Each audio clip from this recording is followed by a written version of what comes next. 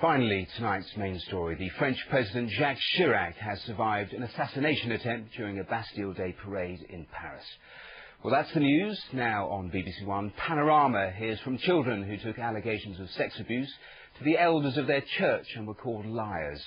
Now the Jehovah's Witnesses are being accused of protecting thousands of child abusers in their ranks from investigation by police.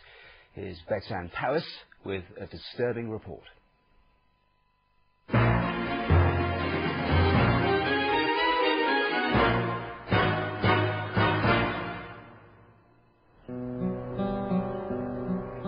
Two years ago, elders from this church heard a shocking story. This young woman told them her father was sexually abusing her.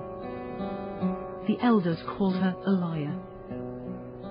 I said to them, well, what are you meant to do then if he's doing something wrong? And they said, come to us and you'll deal with it. And I said to them, well, I've already spoken to you and you've told me I'm a liar. The elder sent her home to her father. They didn't tell her that 3 years earlier he'd confessed to them that he was abusing her sister.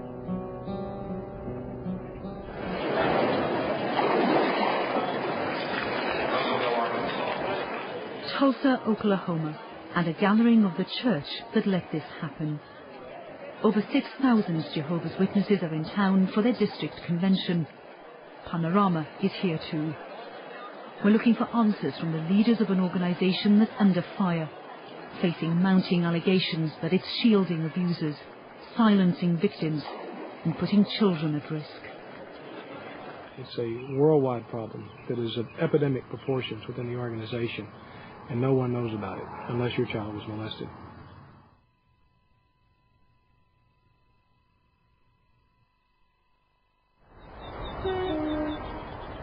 Stevenson is on the Ayrshire coast in Scotland. It's a quiet holiday resort, a close-knit town and home to a thriving community of Jehovah's Witnesses. Door-to-door service, Bible studies and conventions were at the heart of family life for this young woman. But now she's left the church which she says betrayed her. She doesn't want to be recognised. She had a strict religious upbringing, her parents wedded to the biblical principle that the father is head of the household. We'd pray together kind of thing. I mean, we'd pray before meals and we'd pray before going to bed and ask God for help and ask God for forgiveness for anything we've done wrong that day. He was very strict.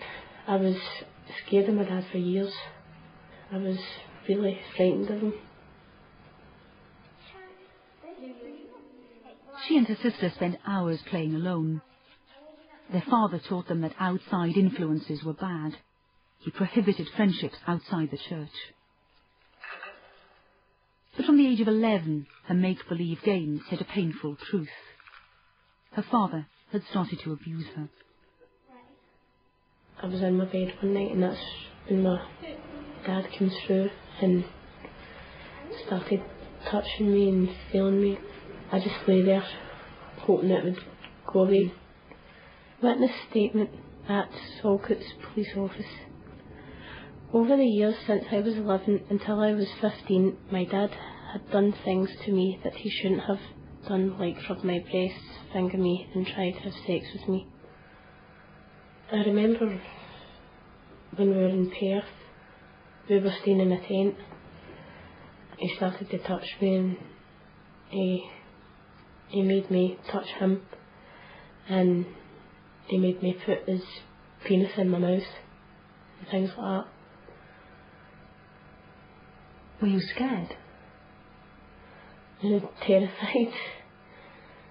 There was one time my dad had told me if I'd ever told anyone about this, he would rip me apart. For years she kept quiet. But one Sunday, after a meeting at the Kingdom Hall, she asked to see church elders. She needed their help. We just told them everything that happened.